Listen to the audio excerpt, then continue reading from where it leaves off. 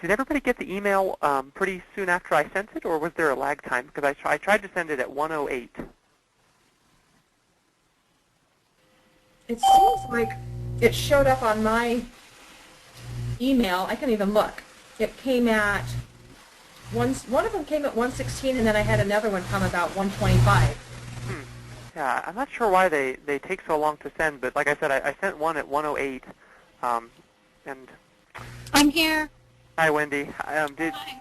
Hi. Was there a long lag between when I sent the email and when you received it? Well, no, not today. But yesterday, I didn't even get the email at all. I thought, oh, well, maybe it'll show up a half an hour later, and it never showed up at all. Wow, that's so strange because, I can go to my inbox and it has you as one of the, recipients. I know, because Leland forwarded it to me. Right. That's how I got the ID number to call in yesterday, and I saw my name on there. I don't know, and I've never had any email be rejected because it was spam or something. Mm-hmm. So who knows? Yeah, I'm sorry. I do apologize for the frustrations of the technology. Well, happy to have everybody here. Welcome, Christina. How are you, Christina? Good. Good. Well, grateful to have everybody here. I think we can all hear each other, which is always great. We've said a prayer. We're going to talk about striving for independence today. And so we'll talk about independence movements in India, Kenya, and then also in the third world of Africa and Asia in general. So let's get started then. So sort of a framing question for our discussion today. Why do people want to be free?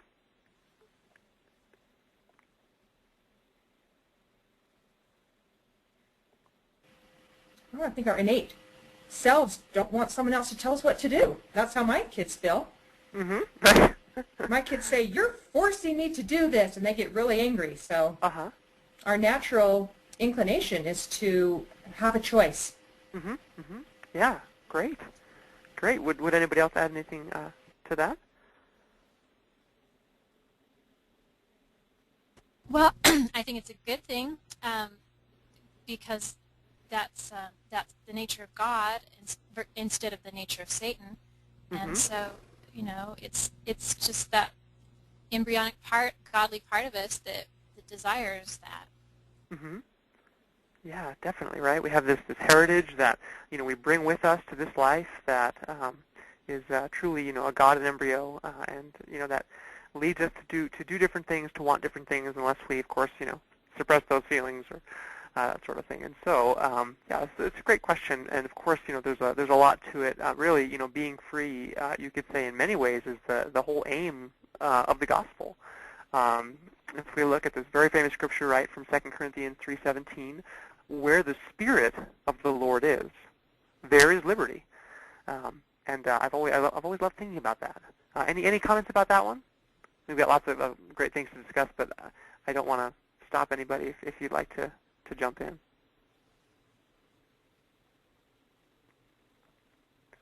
Well, I think it'll be interesting as we see the light of Christ, and as we see the Spirit of the Lord moving, throughout the land, and these different peoples trying to sort of throw off, the shackles of imperialism in their respective countries. It'll be really neat to see how each of them manifested that a little bit differently.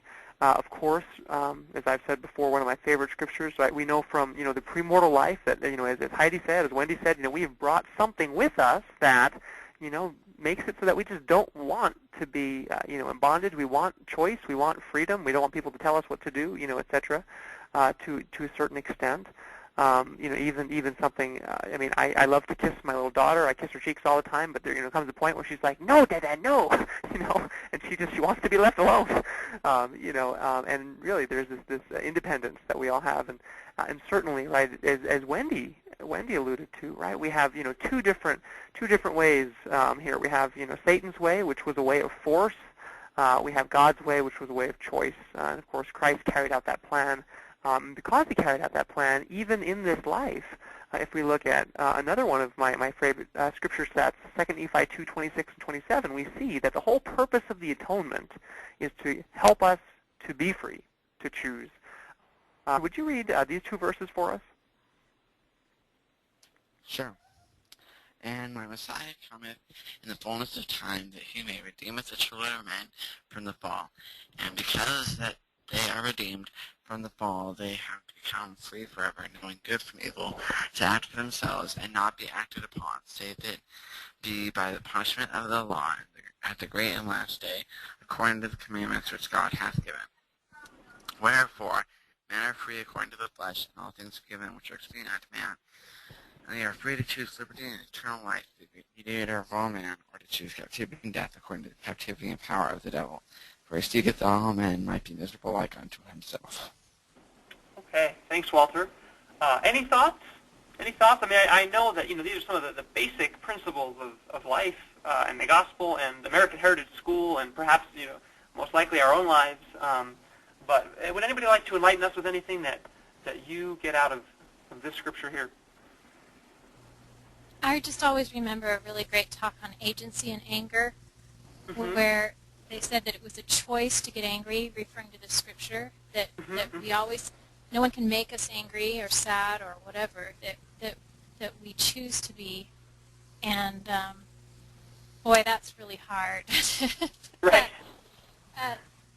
Judging by the last 24 hours of my life, I was even thinking those thoughts in the last 24 hours and thinking how hard it is to choose not to get angry. It's so hard. Right. Yeah, definitely. I mean, I'm sure, whatever, you've been going through, we've all felt in some way that could be related. And, certainly I think of myself. And, I think it's fair to say that there's certainly situations that make it a lot easier to get angry than others. But as you said, right, it always is a choice. It really is. And that's hard because I think sometimes the first thing we want to say is that, she made me angry, he made me angry, that sort of a thing. Well, of course, one of the great quotes from our class that I've always loved is President Benson from the Constitution and Glorious Standard from September of '87, talking about the central issue in the premortal council was, shall the children of God have untrammeled agency to choose the course they should follow, whether good or evil, or shall they be coerced and forced to be obedient? Christ and all who followed him stood for the former position, freedom of choice. Satan stood for the latter, coercion and force. The war that began in heaven over this issue is not yet over. The conflict continues on the battlefield of mortality, and one of Lucifer's primary strategies has been to restrict our agency through the power of earthly governments. And then I love this quote here at the end. Look back in retrospect on almost 6,000 years of human history. Freedom's moments have been infrequent and exceptional. We must appreciate that we live in one of history's most exceptional moments in a nation and a time of unprecedented freedom. Freedom as we know it has been experienced by perhaps less than 1% of the human family. And so as we think about that 1% of the human family, right, let's think about a country that just gained independence. If we go to 1947, if you remember, in the 1700s, the EIC, the East India Company, was trading and was the de facto ruling force there for Britain in India. And then after the Indian Revolt of 1857 and 1858, the British government sent a colonial administration officially from Britain to be there. They took out the EIC, and from 1858 until 1947, India was a British colony. And so after all of those years, almost 100 years of official British rule, and then even more than 100 years of sort of de facto British rule, we see India gaining independence, right, this spirit of freedom, coming to them as a free people, 1947. So, you read a speech on the granting of this independence in India by India's first prime minister, a man by the name of Jawaharlal Nehru. And so if just a little bit of background on Nehru, he carried on, for the most part, the nationalist legacy of not only the Indian National Congress that we talked a little bit about as they were fighting against policies of the ICS, the Indian Civil Service, trying to open it up to Indians, but also Mohandas Gandhi. You may know about Gandhi, but just a little bit of background because many of Nehru's policies would come from Gandhi. And Gandhi would espouse these principles that we'll talk about here. He had ahimsa, which is a principle of nonviolence, so that in the protest against colonialism, it needed to be nonviolent, no matter what it was. Satyagraha, which sometimes is mistakenly thought of as just being nonviolence, but actually Satya comes from the Hindi for truth, and Graha is sort of the search for it. And so this is the search for truth in all political action, trying to do the right thing and overturning imperialism in India. As he did that, he tried to unite many of the members of the caste system because he believed that they were children of God in this principle of Harijan. Also, of course, Gandhi, famous for fasting, nigh unto death. Also promoted the interesting philosophy of civil disobedience and then public demonstrations to try to get what he wanted. Of course, these were peaceful, at least the ones that he approved of. Also, very interestingly about Gandhi, he was for non-industrialization. His symbol was the spinning wheel, and he wanted to keep India a traditional society. He felt that industrialization and materialism in Western ways would corrupt the soul of the Indian, and so he wanted to keep life the way it was for as long as possible.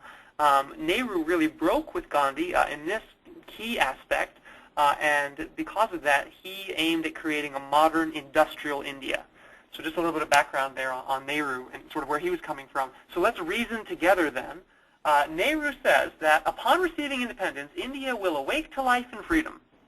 What challenges did India face at this junction of its history? What would you imagine would be some of the challenges faced by Nehru and Indians?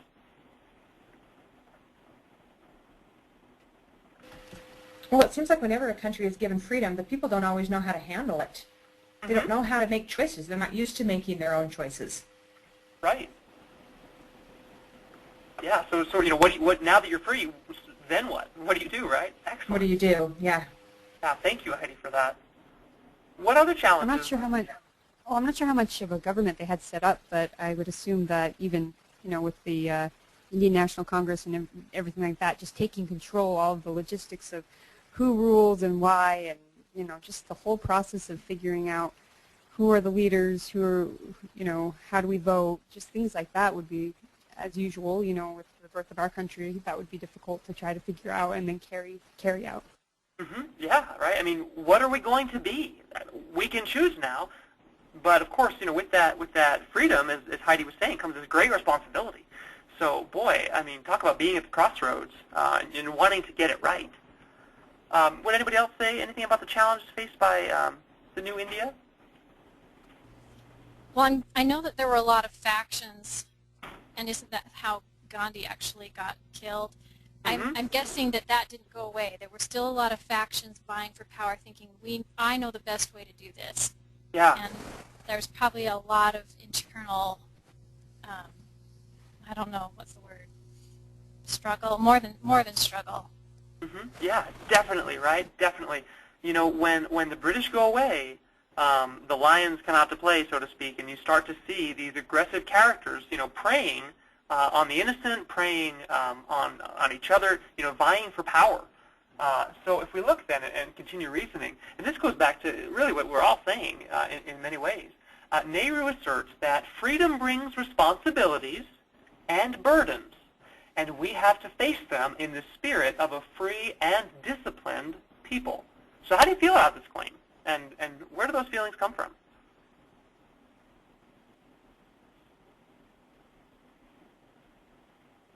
I like the free and disciplined people. It does take a lot of discipline to be free, so to speak, as we were talking about with the scripture in 2 Nephi and how the class was talking about anger. And it would seem that you're more free to just be angry, because then you don't have to control yourself, and that's limiting in the eyes of some people. But to be disciplined is actually what will liberate you. And so, also we saw with the French Revolution, you let everything go and just chaos follows. So I agree with him in this facing things with a free and disciplined spirit. That yes, you need to feel, yes, I am free, but I need to control my own urges for the good of the people, and stay disciplined as they go forward. Yeah, definitely, right? Because if you think about it, while we are free to choose, we're not free to choose the consequences of our actions. right? We're free to choose which set of consequences we will gain by choosing the way we choose. But certainly, right, we can't just say, oh, great, I'm free, so now I can do whatever I want, thinking that somehow, we won't reap what we sow. Well, if we look, there's this great talk from the past conference, Moral Discipline, by Elder D. Todd Christofferson of the Quorum of the 12 Apostles, and I have just a couple pages here from that. Let's see, Caden, would you like to read that for us? And welcome. Thank you. Yeah, I'll read it. Thanks so much. Yep. Okay. We all possess the God-given gift of moral agency, the right to make choices, and the obligation to account for those choices. For positive outcomes, moral agency must be accompanied by moral discipline. By moral discipline, I mean self-discipline based on moral standards.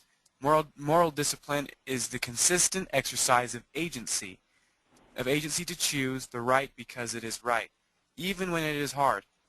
It rejects self-absorbed life in favor of developing character worthy of respect and true greatness through Christ-like service. The root of the word discipline is shared by the word disciple, suggesting to the mind the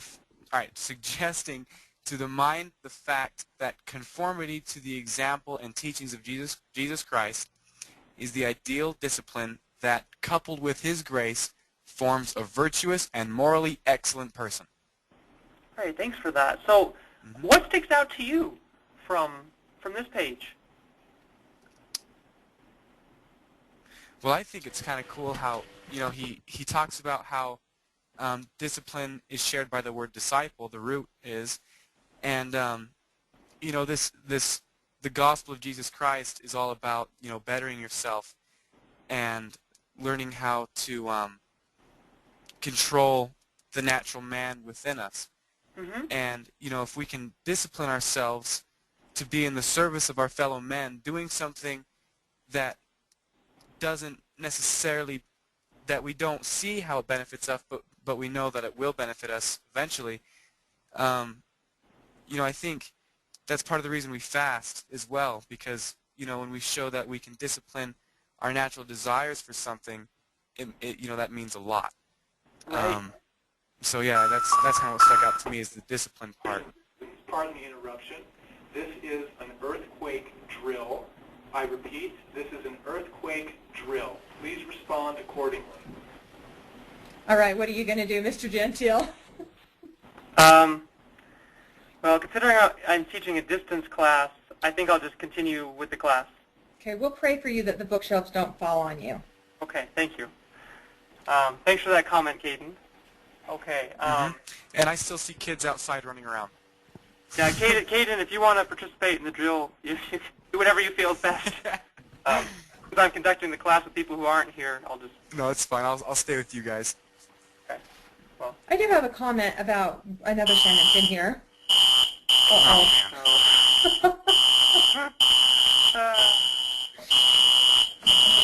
It's making me want to evacuate. Yeah, I can't hear you.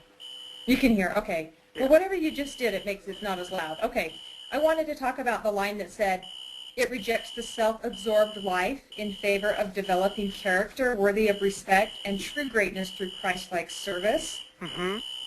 Because I think in the world we live in today, that, and I've had people, even members of the church, tell me that they think that the church focuses too much on service and not enough on people taking care of themselves. Oh, mm-hmm. And so I think this is a really interesting line to look at, because what it's saying is, if we truly want to be great, that we do focus on Christ-like service and not so much about focusing on ourselves. Which isn't to say we neglect ourselves, but the philosophy of the world today is very much inward, me-focused, and not outward-focused. Yeah, definitely. That's a great comment, Heidi. Thank you for that. Well, Elder... That also reminds me of... Go ahead. One more thought.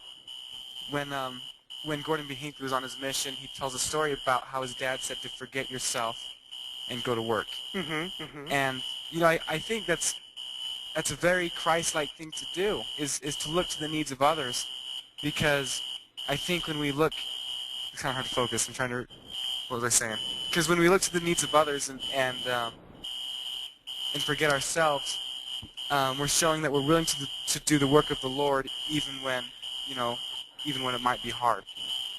And we'll be blessed for that. I just think it's a powerful concept. Right. Yeah, thank you so much for that comment. Well, I think it's interesting because, of course, we know that from this part of his talk, he says that we live in a society that for generations has failed to foster moral discipline, have taught the idea that truth is relative and that everyone decides for him or herself what is right, and concepts such as sin and wrong have been condemned as value judgments. Don't judge me, right? As the Lord describes it, every man walketh in his own way and after the image of his own God.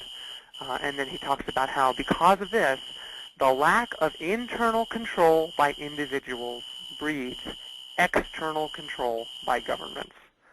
And of course, this is a very, waiting for the thing to ring again. Okay, sorry.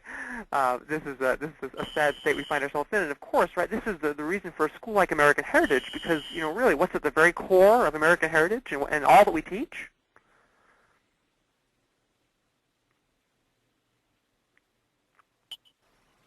There's a hyphen. Can you say that question again? Yeah, what is at the very core, related to this, what's at the core of everything we teach at American Heritage School? Two words, and there's a hyphen in the middle. Yeah, self-governance. Self-government. You're right, self-government, okay?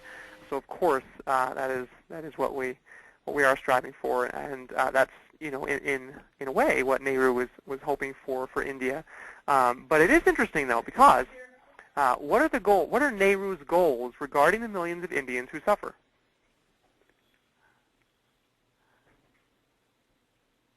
Anybody find that in the reading? He didn't really say how, but he said to end poverty and ignorance and disease and inequality, but he didn't necessarily say how he expected that to happen. Yeah, that's right. So certainly in this wasn't a policy piece. This was more big picture, what do I hope, overarching goals, definitely. So, ending poverty, that sort of thing. He said here, the service of India means the service of the millions who suffer. It means the ending of poverty and ignorance and disease and inequality of opportunity. The ambition of the greatest man of our generation has been to wipe every tear from every eye. That may be beyond us, but as long as there are tears and suffering, so long our work will not be over. Whither do we go, and what shall be our endeavor?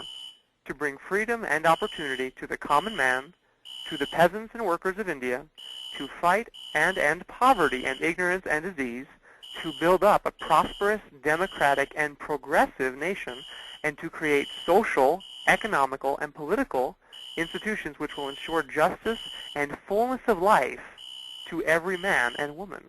So interestingly enough, as you read between the lines there, let me just insert for you that he'd attempt to accomplish this goal through a mixed economy.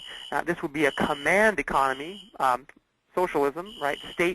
State-run sectors of the economy, as well as a market, capitalistic sort of free market economy. So trying to put the two together.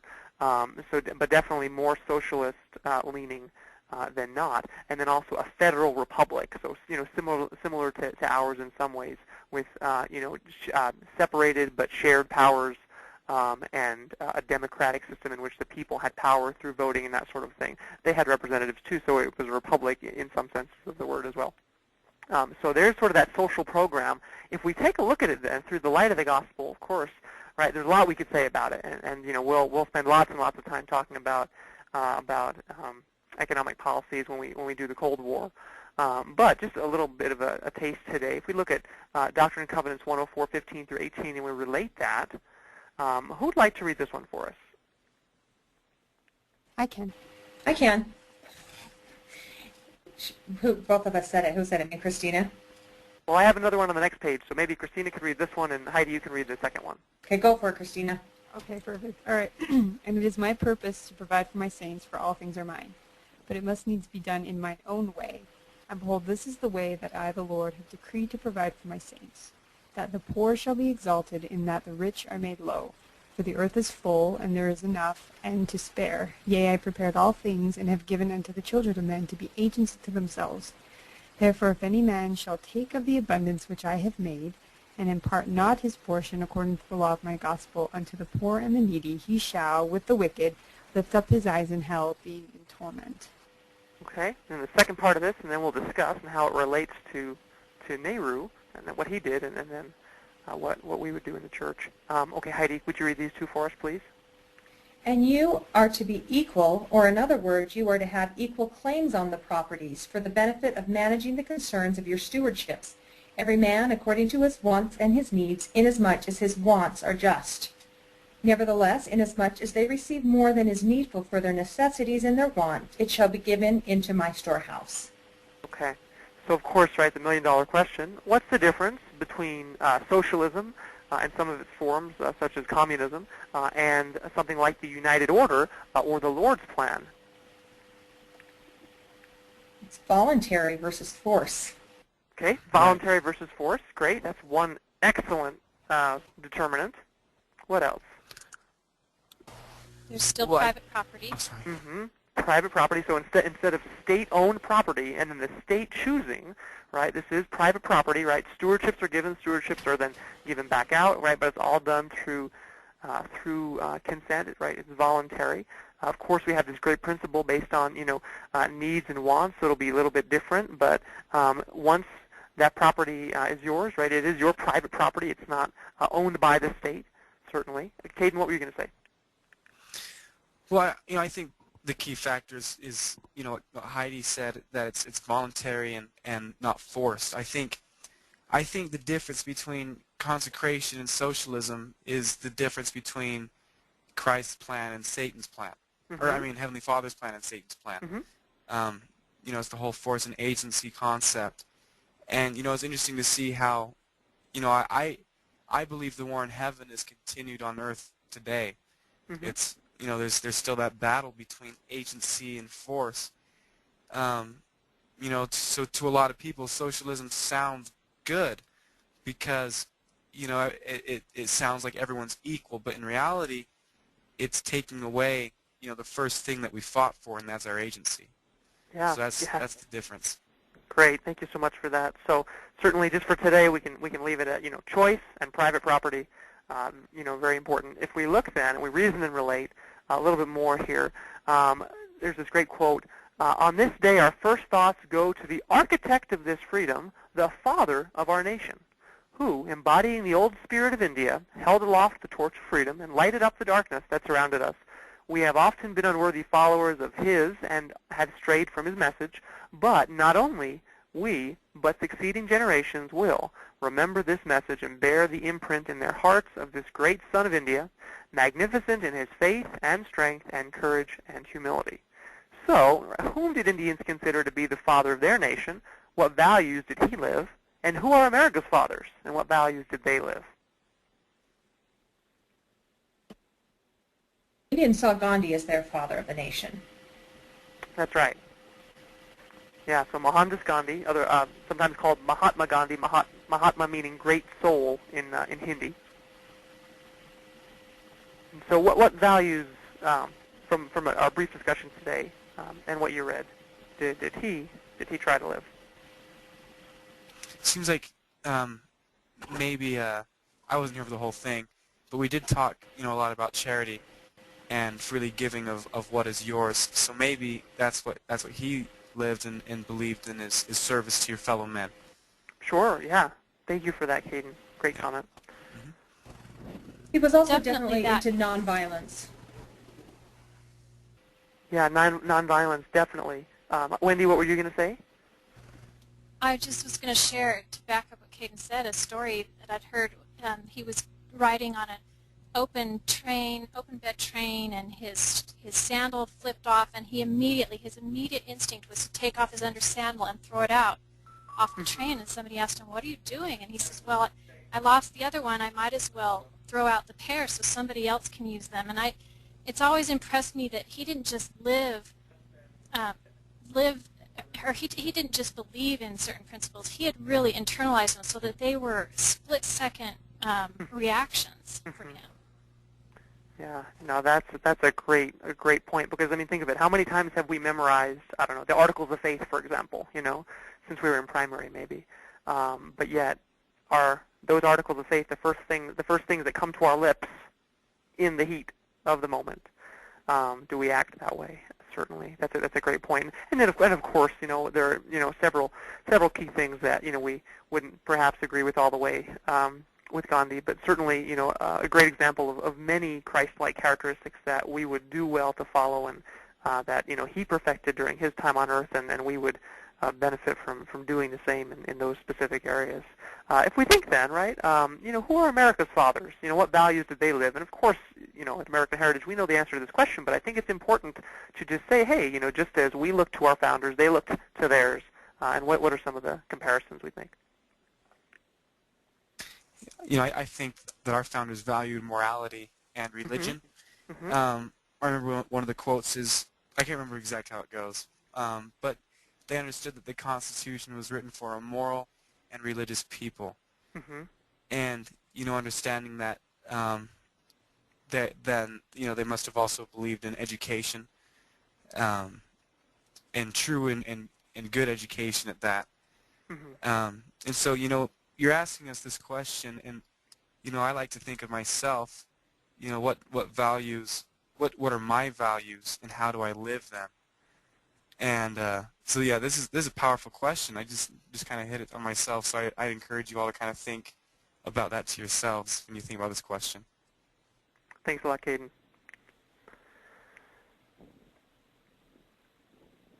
Well, I would have to say they both believed in self-governing, themselves and the people. That was a big key to having a nation that functioned properly. Mm-hmm. And they both lived it through. And I'd say both sets of fathers lived it through example. Mm-hmm. Mm-hmm. Yeah. Thank you for that. And certainly, is an example the most powerful teacher? Right? I mean, I could talk till I'm blue in the face, but if in the end I don't say, if I don't do what I say, doesn't really matter what I've said. In many ways. Well, if we look then at just one more example here, Jomo Kenyatta, famous name, he gave a speech at the Kenyan African Union meeting, the KAU, 1952. A little bit of background for you. He led the KAU in its protests for independence, because remember today we're talking about striving for independence, all these different independence, anti-colonial movements throughout the world. He was arrested in October of '52 for being linked with the violent anti-colonial movement, the Mau Mau. In 1961, he was released from prison, and then after Kenya gained independence from Britain in 1963, he became the independent nation's first prime minister and then president, and he would serve as president until 1978 when he died. So he was there for life. As president, his service was marked by autocratic leanings. Basically, everything ran through him, very authoritarian. A market economy, so here's a difference from India for sure. What you could call engineered, that would be a nice way of saying it, constitutional republicanism, meaning basically he would orchestrate who got into power and make sure that he kept power throughout his life. Modernization, and then an anti-East, pro-West alignment, as well as resettlement policies, basically taking tribes that he thought were trouble and settling them elsewhere, basically moving them away from other tribes to try to stop conflict. Well, if we look then, he talked about a lot of things. I'm not sure if you remember, but what were some of his goals, which were the same goals as the KAU? Equal pay for equal work. Mm-hmm. Right, saying, hey, it's not fair. It's not fair for a white man to make, $5 an hour for the same work that I make $1 an hour for. Definitely. What else would we say? The right to elect your own representatives and to own property. Mm-hmm. Excellent. Was that Christina? Yeah, I was going to say I think Wendy said it, but basically, I thought it was interesting how he said he didn't really mind that there were other ethnicities or races in the country, but they wanted to be the ones to run it because it was their country originally. Yeah, definitely right. That self-government, that desire. Certainly, democracy and unity, and other things as well. If we think about the goals that the KAU had for Kenya in the 60s, right? How would they compare to the goals of the British colonies of North America, those colonies that would become the United States, in 1776?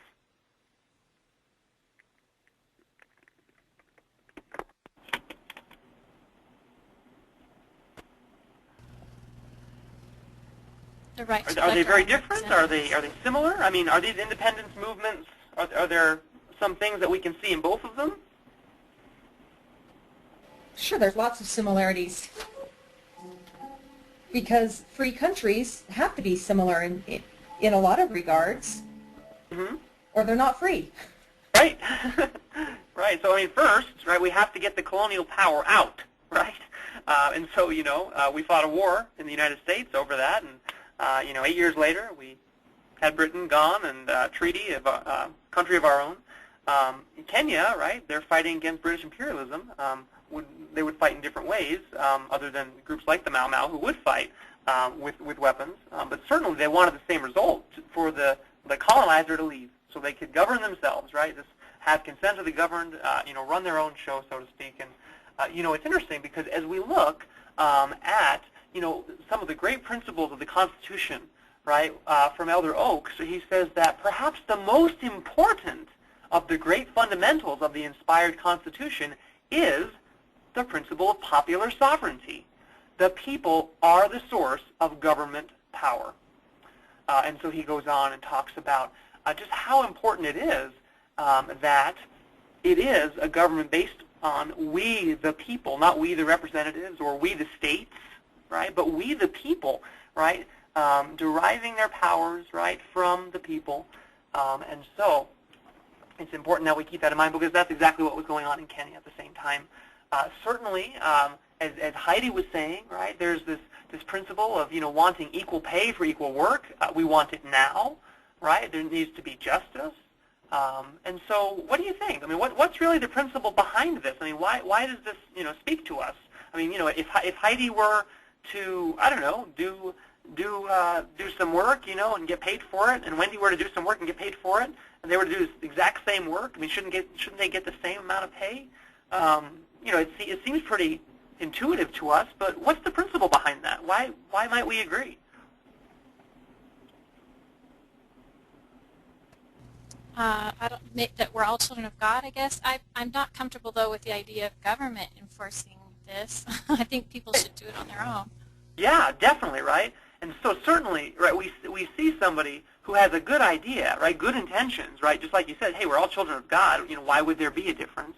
Okay, but certainly he's calling for the government to enforce it, right, the government to step in and regulate, right, and that's where, well, okay, we can have a lot of discussions about that for sure. And so it's this interesting principle, something we all know is right, but we would hope that we would choose it rather than it being forced. Once again, right, forced, right? This great, great principle. And so if we look, it's interesting because, there are certain things that as we are trying to govern ourselves and create rules and laws for the way we interact and interact with and treat others, right? And as Kenyatta was thinking of it from sort of a more forced, government-regulated standpoint, right, there is something called the rule of law, which is interesting. I mean, it governs all of our actions to one extent or another. In many ways, it fulfills the light of Christ in conscience, these certain requirements that we just feel, that seems like a fair thing or a just thing. Some of these, right, would be generality, meaning it applies equally to everybody. So for example, if Jimmy mows my lawn and then Bobby mows my lawn and they do the same job, I probably would pay them the same thing, unless, of course, there were special circumstances that I wanted to choose and do that differently. Prospectivity, this one's a big one. I mean, how many times have we said, hey, that's not fair if somebody holds us accountable for something that they made a law or a rule after we had done the action, right? And so really, laws need to govern future action. Right, that's this general principle of prospectivity. Publicity, right, should be knowable. You don't necessarily have to know it, but it needs to be knowable, right? And then certain, right, shouldn't be capricious or according to the rule of will, right? That's the difference between the rule of law. Consent, right? It is accepted by the governed, generally speaking, either directly or indirectly through different processes. And then due process, meaning, it's administered blindly and justly. Really, when law is enforced, it shouldn't matter, who's doing it. Hey, if I steal versus if Heidi steals, well, we should be judged according to what we did, not who we are. So certainly, just an interesting concept to think about, sort of behind some of Kenyatta's words. But of course, as Wendy said, right, these are things that can apply to us as individuals rather than just waiting for the government to do it for us. Well, if we look then, he talks about how Kenya was in this bad state. He talks about a land full of fools, right? And why were they fools? Well, because they were stealing, they were murdering, and as they were doing that, there were people who were watching them and saying, yeah, look, they're not able to govern themselves, right? Those people, right, these fools are going to prevent us from getting freedom. So what's the principle behind what he's stating there?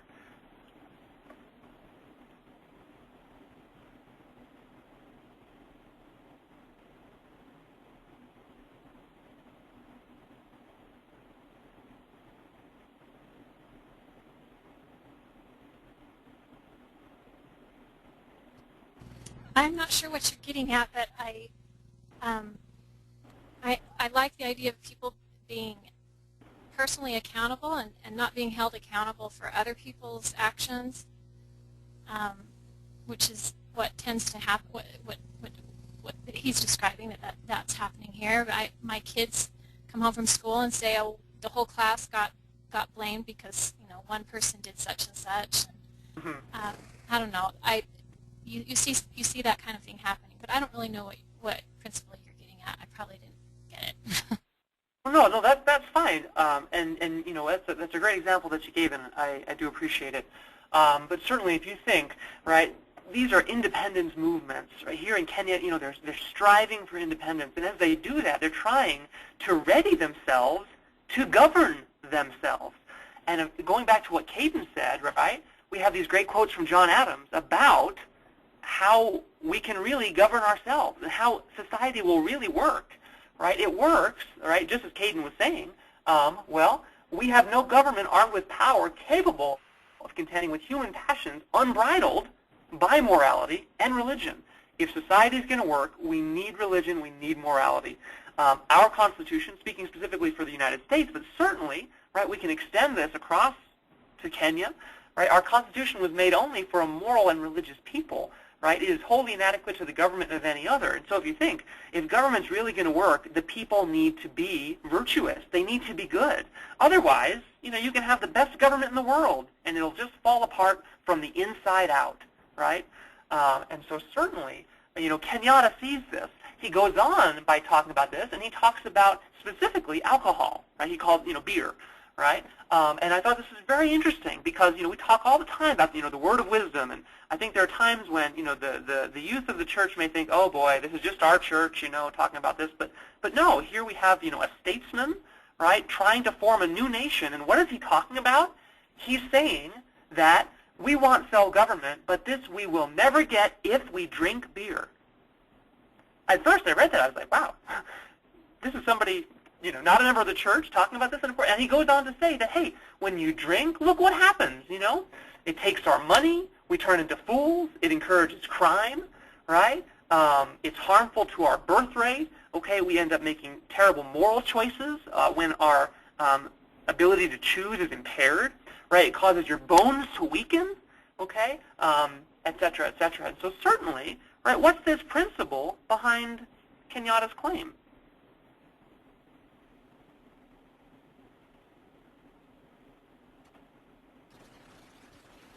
Well, I guess I'm thinking that there are consequences. It goes back to you can choose what you want, but you can't choose the consequence. That physically and morally there will be consequences to doing things that are immoral. Mm-hmm. In fact, this is reminding me, I was talking to a lady in my ward last night, and she has, probably all of her children have left the church, but one in particular is in the hospital right now because of pancreas failure, because of drinking. And she's been telling all of her family for years, you can't drink.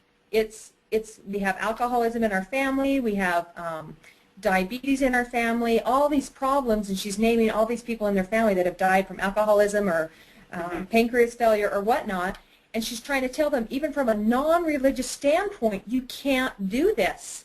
And they pretty much just want to ignore the consequences. Right, right. And you can't.